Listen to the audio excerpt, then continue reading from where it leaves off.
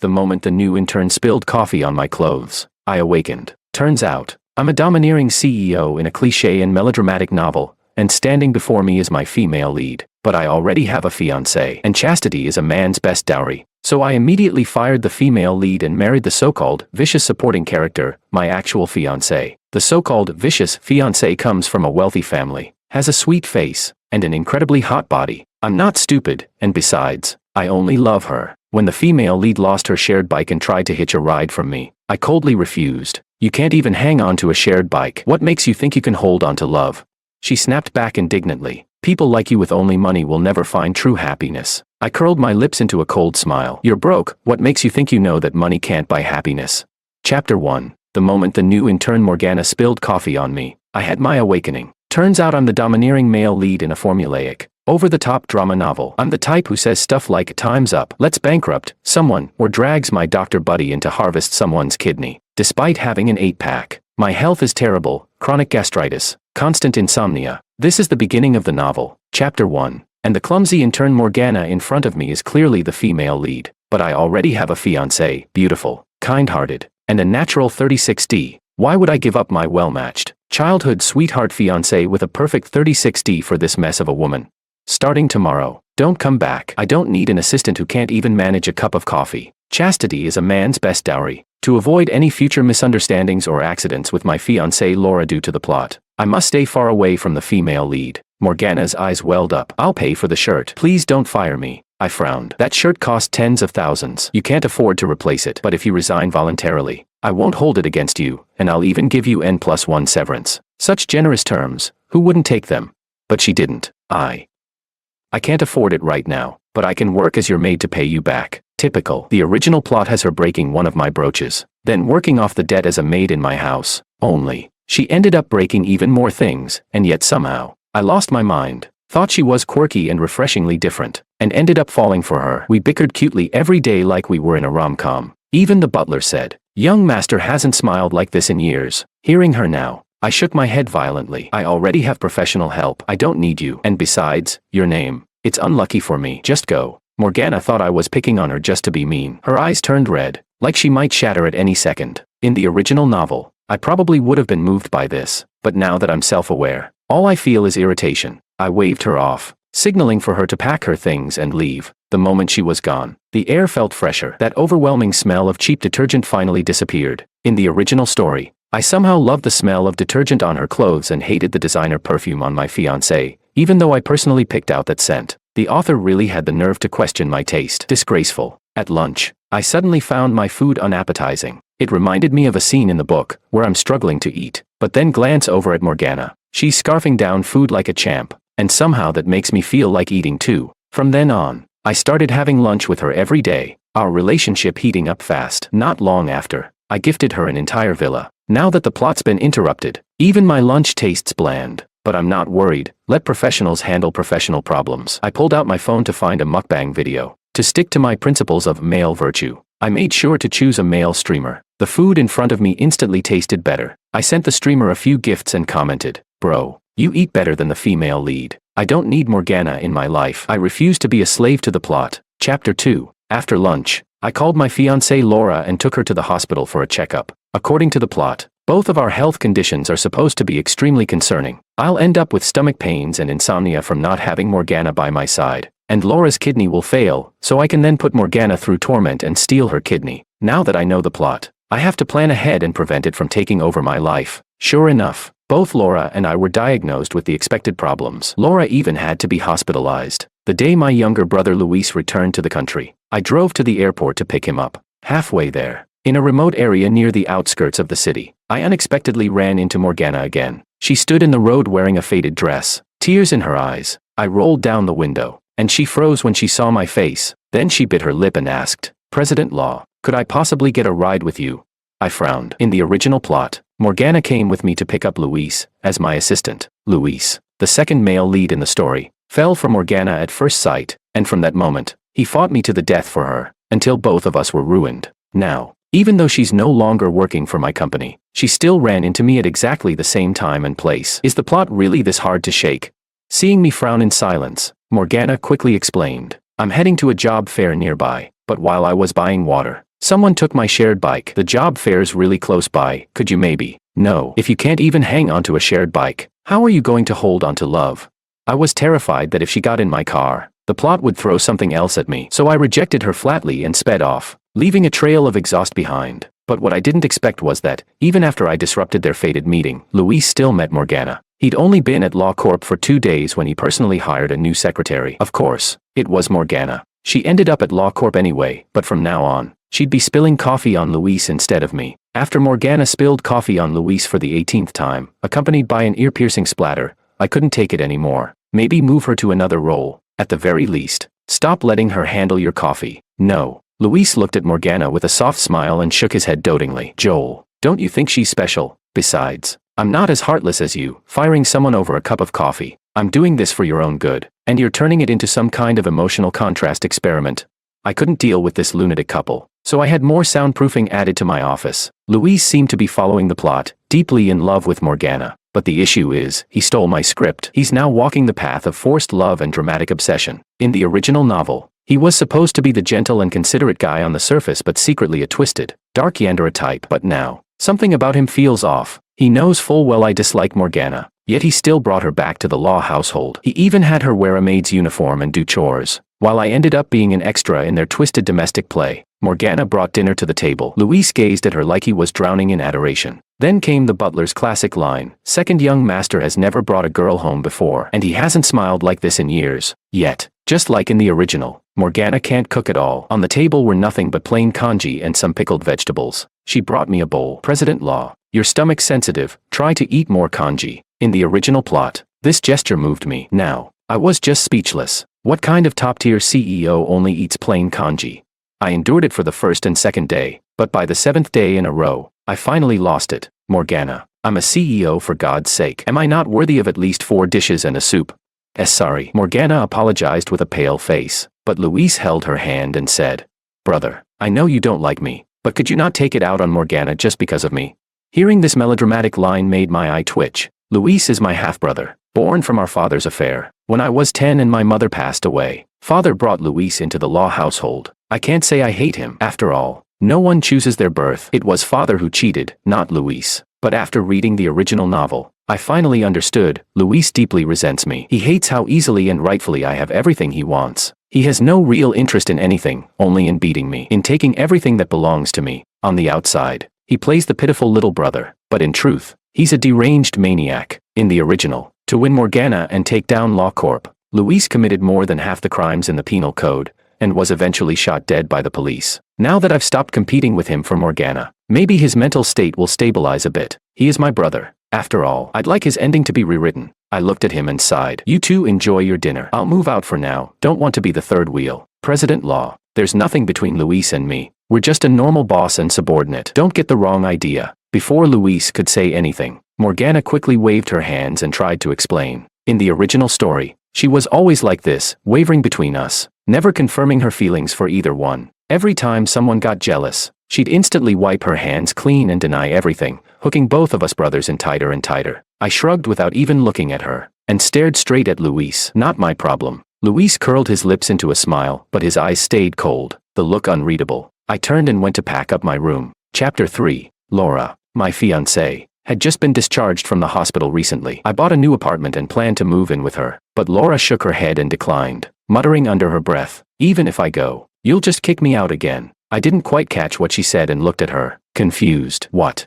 It's nothing. I just meant I'll have to move again soon, kind of troublesome. Our wedding is coming up, and once we're married, we're supposed to move back into the Law family estate. What she said wasn't unreasonable. I thought about it and nodded, choosing not to press further. Laura had been acting a little strange lately, but I was too busy keeping an eye on Luis and Morgana, so I hadn't paid much attention to her. Our dates were still the same as before, but the way she looked at me had changed, more and more often. Her gaze was analytical, almost like she was studying me. After dinner, she rested her chin in her hand and stared at my face. I frowned. "What are you looking at?"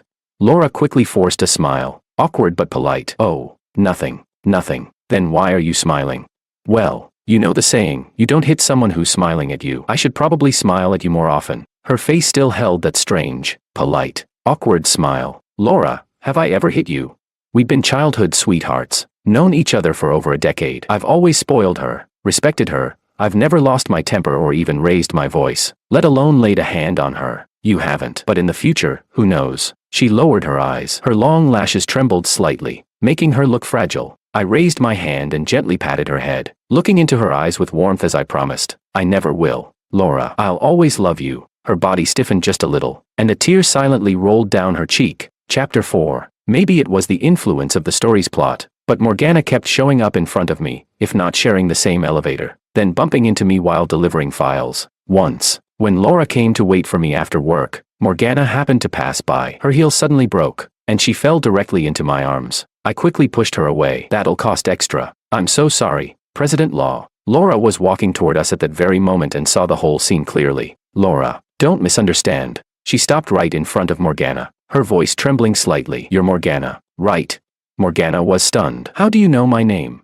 A trace of bitterness flashed through Laura's eyes, but she responded dismissively. You just look familiar. Maybe we were classmates. But that was impossible. Morgana had tested into a top university in our city from a small rural town, while Laura had gone to elite private schools her whole life and studied abroad for college. There's no way they were classmates. I looked at Laura and shook my head. Laura, we've always been in the same class. She's definitely not one of our classmates. Laura sighed, as if she didn't want to continue this conversation. I can't remember clearly anyway. Let's go eat, Joel. Then she waved at Morgana. We'll get going. Bye. In the original plot, by this point I was already in love with Morgana and demanding to call off my engagement to Laura. I told her childhood friends couldn't compete with fated lovers, that love couldn't be controlled, and begged her to set me free. Laura was devastated by my betrayal and turned into the classic, vicious fiancé. But truthfully, it was Morgana and I who were in the wrong. One of us couldn't keep it in his pants and cheated with a subordinate, and the other seduced a man who was already engaged. I remembered Laura's pain from the novel. I'd wake up in the middle of the night wanting to slap myself. I truly deserved the worst. Maybe it was my awakening that changed the plot, creating a butterfly effect. Maybe that's why Laura blurted out Morgana's name. After all, the Laura in the original story was pitiful. She was hurt so badly by Morgana and me. In the end, I even caused her family to go bankrupt just to be with Morgana, ruining everything she had. But this time, I've awakened. I'll stay in control. I'll love Laura, and only Laura, because real love isn't about impulse, it's about consistency and commitment. Chapter 5. Ever since Laura met Morgana, she started acting even stranger. She often used work as an excuse to cancel our dates, and her gaze became evasive whenever she looked at me, until one day, she finally agreed to have dinner with me. But after we finished eating, she said, Joel, I've decided to go abroad for further studies. The villainous fiancé going abroad. I don't remember that happening in the original plot. I frowned. But we're about to get engaged. That's exactly why I need to leave, before it's too late. The words slipped out of her mouth, and she quickly covered her lips, realizing she had said too much. Too late for what? I sensed something was off and stared at her intently. Under the weight of my questioning gaze, Laura finally gave in. She sighed, defeated, and said with a hint of self-mockery, I had a dream a while ago. In it, our world was just a novel. You were the male lead, and I, just a side character, the cliché, vicious fiancé. The real female lead was someone else. Her name was Morgana. She always accidentally fell into your arms. At first, I thought it was just a dream, until the day I saw her in real life. Laura had awakened too, seeing her face filled with hurt, yet afraid I wouldn't believe her, made my heart ache. You must think I've lost my mind, don't you? She said, biting her lip, pain flickering in her eyes. I pulled her into a hug without hesitation, gently cradling her head against my chest. Laura, so you've awakened too? But didn't you notice? I haven't followed the script at all. Even if we are just characters in some book, we're still real people. I won't let the plot control us. I only love you. Really? You already knew all of this too. Maybe it was the pressure she'd been under for too long, but Laura finally broke down crying. Her voice trembled, and her shoulders shook. In the book, you became a complete stranger. You gave up everything for Morgana. Don't say it. Laura, that wasn't me. I leaned down and kissed her, cutting off the rest of her sentence. Until now, I thought I was the only one who had awakened. I wanted to shoulder everything on my own, to protect the people I love, to keep these bizarre emotions from affecting Laura, but I never expected that she too would fall into this Truman Show-like nightmare. To realize your world is just a novel, what a terrifying, disorienting truth. I gently patted her shoulder, trying to calm her. From now on, we'll face everything together. Okay, no matter what it is. Talk to me first. Tears welled in Laura's eyes again, but she nodded and gave me a soft, butterfly-like kiss on the cheek. So, you're not going abroad anymore? I looked at her as I asked. She shook her head quickly. If you're not going to end up with Morgana, and you won't hurt me because of her, of course I won't go. After learning about the plot, I was so terrified Terrified I wouldn't run fast enough, that you'd say, "It's time, let the Laura family go bankrupt." Silly girl. I ruffled her hair, and in that moment, I found her more adorable than ever. Chapter 6. Laura finally moved into my apartment. Life, once thrown off balance by her awakening, seemed to be back on track. That weekend, I brought Laura with me to a business gala. Right at the entrance, we ran into Luis and Morgana. Looks like things were heating up between them. For such an important business event, Luis actually brought Morgana as his date. In the original novel, this gala was a major turning point. Morgana attended with me as my date, but Laura, having just turned evil, spiked her drink. She had arranged for a few men to ruin Morgana while she was unconscious and had even invited the press and media to make it go viral and completely destroy Morgana's reputation. But thanks to Morgana's protagonist Halo, the men went into the wrong room, and after a series of exhausting plot twists, I found her just in time. When the media burst in, they became part of our little scene. Right there in front of everyone, I declared I was breaking off my engagement with the vicious Laura and would marry Morgana instead. And now, right here, Morgana saw me and immediately let go of Luis's arm. President Law, what a coincidence. Her eyes lowered, and the hem of her white dress fluttered in the wind like she was about to shatter. But Laura squeezed my hand tightly. I gave her a reassuring glance, then raised an eyebrow at Morgana. Not much of a coincidence. My fiancé and I are naturally invited to this kind of event. As Luis's date,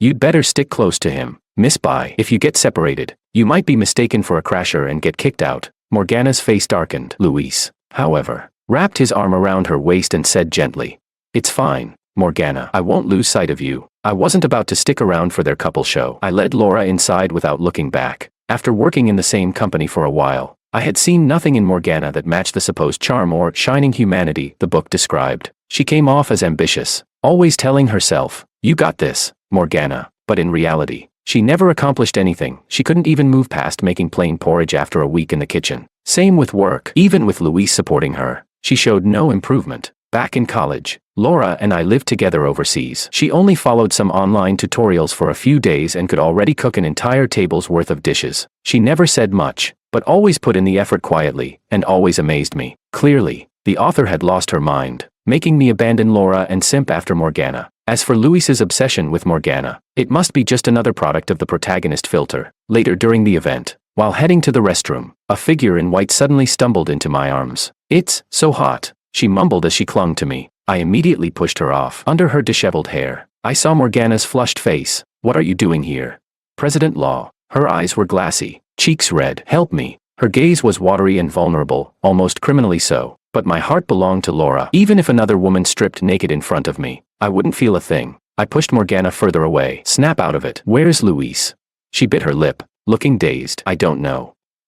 I feel hot, dizzy. Please, help me." This was bizarre. Laura didn't drug her this time, so why was she acting like this? Could it be that certain plot points are fixed, no matter what we do? My head started to ache. Still, I had no choice. I grabbed her arm. "Come with me." It wasn't safe for a woman to be in this condition. I might dislike, no, even resent, her, but I couldn't just leave her like that. Morgana followed me obediently. "Where are we going?" She trailed behind, groggy and slurring. I didn't respond, just sighed. When we reached the pool deck, I walked her to the edge and kicked her straight into the water. "There, this is the place. Help, help."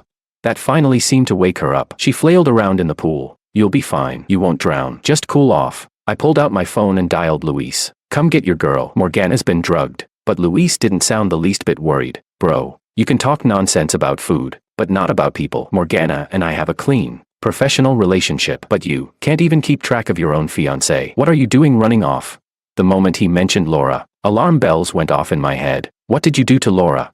"Joel, I'm okay. Don't worry." Laura's voice came through the line. "So they were together. I'm coming to find you right now." Ever since Laura and I awakened, the plot has completely changed. Who knows when that seemingly gentle Luis might snap? Laura being alone with him could be dangerous. "Don't worry, bro. I just confessed my feelings to your fiancé." Luis chuckled. What? "I don't care what you feel. She's my fiancé. Stay away from her." "Sure. Healthy love is nice, but twisted love, that's where the fun is. I like her. What does that have to do with her being your fiancé?" Luis had completely lost it. I immediately called Laura, got her location, and rushed over. As for Morgana, still splashing around in the pool, a swarm of paparazzi happened to show up just in time. I'll let them fish her out. Chapter 7. For a while, it actually seemed like Morgana and Luis had become purely a boss and subordinate relationship. Luis had begun obsessively pursuing Laura, while Morgana occasionally even helped him strategize, like the two of them were partners in some romantic conquest. Honestly, they were a deranged pair. I couldn't understand how the plot had twisted into this. After the media caught footage of me kicking Morgana into the pool, she came forward and clarified publicly that she had been drugged, and I had only done that to help her. Suddenly, public opinion turned overwhelmingly in my favor, and even our company's stock price rose. But right at that moment, an obscure startup suddenly emerged from nowhere, outbidding me by a tiny margin each time, and stealing several important projects from under my nose. Laura and I both felt something was wrong. Every affected project had been mentioned in the novel, while the ones that hadn't been written about remained untouched,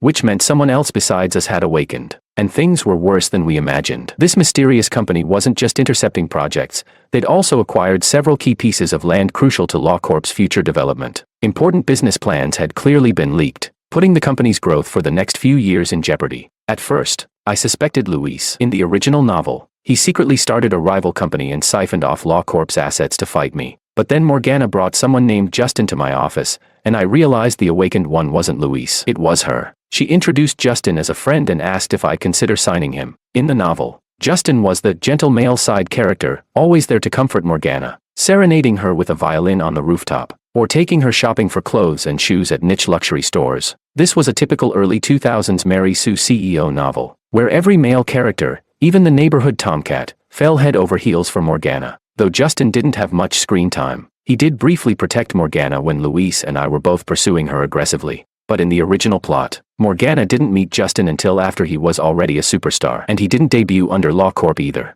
Right now, Justin was still a nobody in the entertainment world. So how did Morgana know him? And why was she introducing him to LawCorp?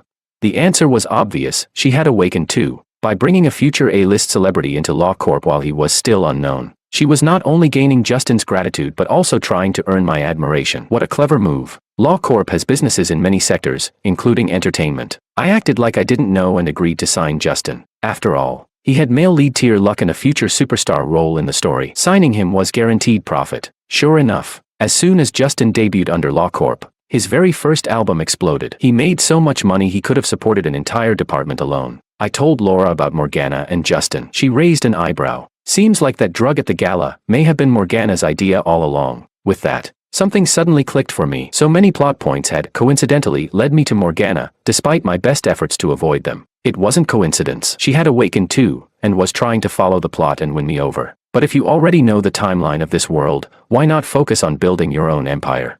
Why spend all your time chasing a man?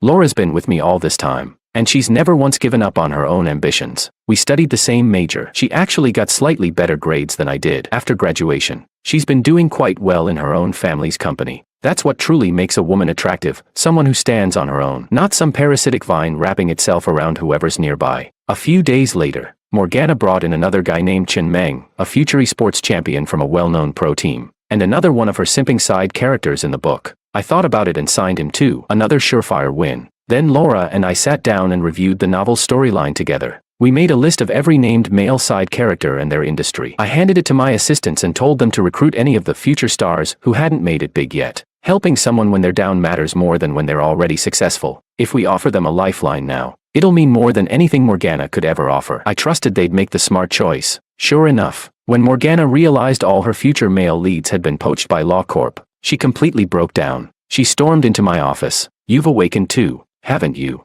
I hadn't expected her to be so direct. I nodded. Her lips trembled. She looked like she might break into pieces. "Then you should know, we're destined to be together. I brought you Justin and the others for your sake. I've always wanted to help you, stand by your side, just like in the story, to be your wife, but I already have a fiancée. I can't betray her, and I don't like you." I told her honestly. Her eyes turned red, her shoulders shook slightly. Our ending in the book, it was so beautiful. I've done everything to recreate it. Why are you treating me like this? I hadn't realized she was this obsessed with the script. I sighed. Since we've awakened, why stay trapped by the plot? We should be carving out our own lives. Is it because Laura's richer than me? Is that why you chose her after awakening? Otherwise, I just can't understand. Joel, I am the female lead. She stared at me in silence, her voice suddenly sharp. In Morgana's mind, being the protagonist meant the world should revolve around her, but I knew no amount of reasoning would reach her now. I shrugged, a little impatient. Yeah, it's because Laura's rich. I've awakened. Why wouldn't I want to keep getting richer? Morgana clutched the hem of her dress and shouted at me. Money alone won't make you happy. We're meant to follow the plot. I smirked. You don't even have money. What makes you so sure money won't bring happiness? Tears streamed from her eyes as she stared at me, completely disillusioned. Joel, you'll regret this. I am the female lead of this world. Chapter 8. Morgana's way of making me regret was to leave Law Corp and join the small company Luis had secretly founded. They openly declared war on me, trying to steal my business. She still thought she was the female lead, protected by the protagonist's halo. But she forgot one thing. This was a CEO novel. I'm the male lead. And in the business world, I'm the absolute center of gravity. More importantly, she never actually worked hard on her business skills. All her energy went into manipulating men. Knowing a few plot points doesn't make her competitive. She had no real professional ability. In front of me, she was no match at all. I changed the project names for several proposals, and sure enough, her side still bid using the original names mentioned in the novel. Clearly, Morgana was the only one who had awakened. Luis couldn't possibly be this clumsy, so I created 2 fake projects with identical names. As expected, they poured even more resources into them. I calculated the cash flow on Luis's side, leveraged it, and shorted their entire company. Sure enough, Morgana got kicked out by Luis. Turns out Luis never fully trusted her. She had been held responsible for most of the company's operations. Now that the company had gone bankrupt, Morgana was left with massive debt. Once again, she came crawling to me. Joel, please, help me pay off the debt. I shouldn't have helped Luis go against you.